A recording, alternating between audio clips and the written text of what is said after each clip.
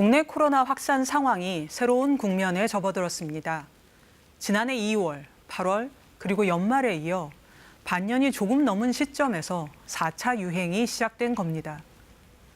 전문가들마다 추정치는 조금씩 다르지만 이번 4차 유행은 이전보다 훨씬 규모가 크고 속도도 빠를 것으로 전망됩니다. 이런 위급한 상황에서 당장 오늘부터 수도권에서는 사회적 거리 두기의 최고 단계인 4단계가 적용됐습니다. 거리 두기 4단계가 시행되면서 우리 사회는 이전과는 차원이 다른 새로운 일상을 마주하게 됐습니다.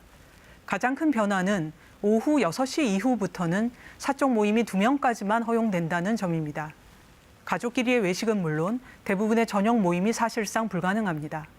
결혼식과 장례식도 친족만 참석할 수 있고 학교 수업은 모두 원격 수업으로 종교 활동도 비대면만 허용됩니다.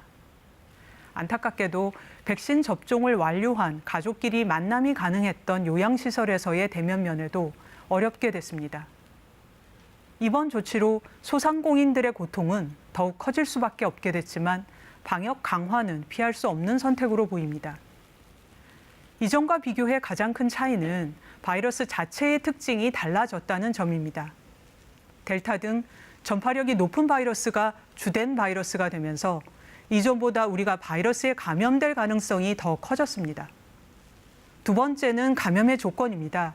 현재의 감염은 특정한 시설, 특정한 집단보다는 개인 간 밀접 접촉에 의한 경우가 대부분인데 특히 접촉과 이동이 촘촘한 수도권에서 중요한 증폭 요인이 되고 있습니다. 세 번째는 방역의 목표 변화입니다. 변이 바이러스가 빠르게 확산하는 상황에서 백신 접종이 본격화될 때까지 우리는 바이러스보다 더 빨리 확산을 차단해 시간을 벌어야 합니다.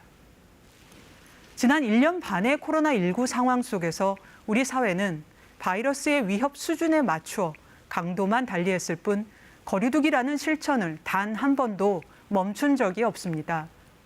그동안의 경험에서 얻은 교훈은 지나친 불안과 공포보다는 침착한 판단, 그리고 신뢰가 방역에 효과적이었다는 점입니다. 정부 역시 전문가와 현장의 의견을 경청해 정책의 신뢰성을 높이고 특히 원활한 백신 수급을 위해서 더욱 노력해야 합니다. 고통스럽고 힘들지만 우리 모두 새로운 각오로 이번 위기를 다시 한번 이겨내야 합니다. 뉴스 해설이었습니다.